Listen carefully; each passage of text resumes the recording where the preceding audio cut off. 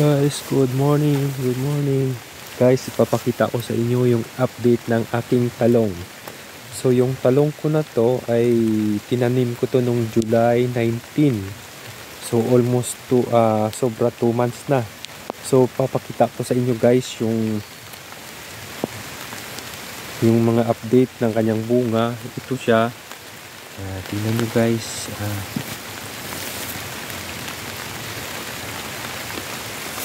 Yan guys, so may bunga na. Oh, laki na rin siya eh. So ito guys, yung aking talong. So ngayon maglalagay ako ng pataba at para magaganda yung itsura at saka dadami yung bunga. So every Saturday ako naglalagay ng pataba. Yan, ito guys, ito yung mga talong ng aking talong. Yes. Yan, ito guys, marami-rami na rin yung bunga eh. So ito medyo malaki siya. Yun oh. Yun, maba siya. Yun. Ito ay binili ko lang naman sa online. Condor yata yung brand nito. So okay naman, maganda naman yung mga bunga. So kung titingnan natin pag medyo marami na yung bunga, para makapag-harvest na rin tayo. At least may sarili tayong tanim, may sarili tayong pagkain. Dito sa probinsya bawal yung tamad. Dito masipag ka lang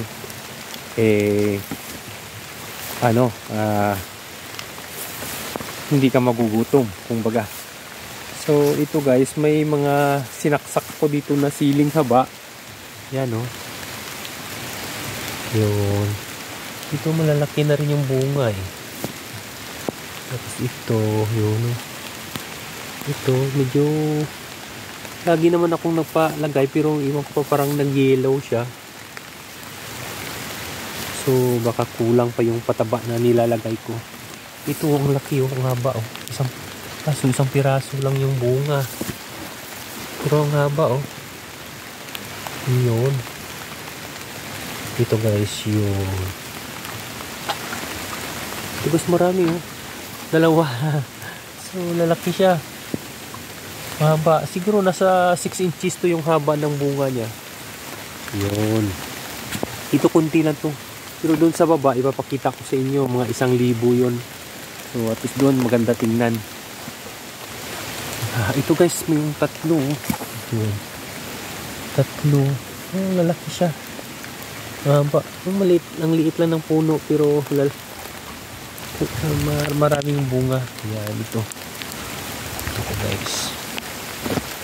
So ito guys, meron din akong kamatis dito. Ito, katabi lang ng talong ko. Sabay ko rin ito tinamin. Pero yung binhi nito kinuha ko lang din sa palengke. Yung mga kamatis na binibenta ko. Doon lang ko kumuha ng binhi. Pinili ko lang yung malalaki na rin guys. Yun. So yung spacing ko nito nasa half meter eh. Half meter bawat puno. So dapat medyo pa konti, medyo mas lapit-lapit.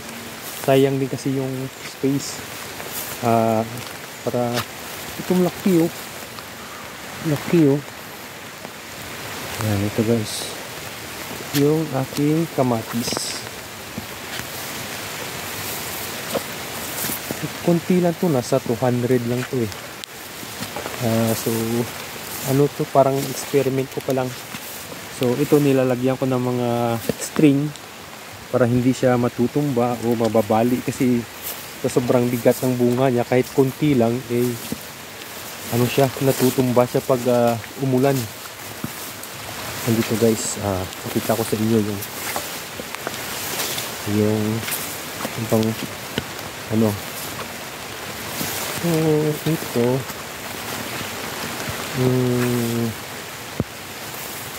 Kunti lang. Parang hindi pa ako masyadong marunong magtanim kasi dapat magdadalawang buwan pa lang halos nanlalanta na or siguro na lang to sa tubig. Kasi ito, yung taniman ko na to parang slope siya pero hindi to na araro. Nag-spray lang ako ng para sa damo, pamatay damo at saka tinanamihan ko na. Pero sa next year ay ipaararo ko to para at least mas maganda yung magiging resulta ng tanim. See guys, hanggang dito na lang. So thank you for watching.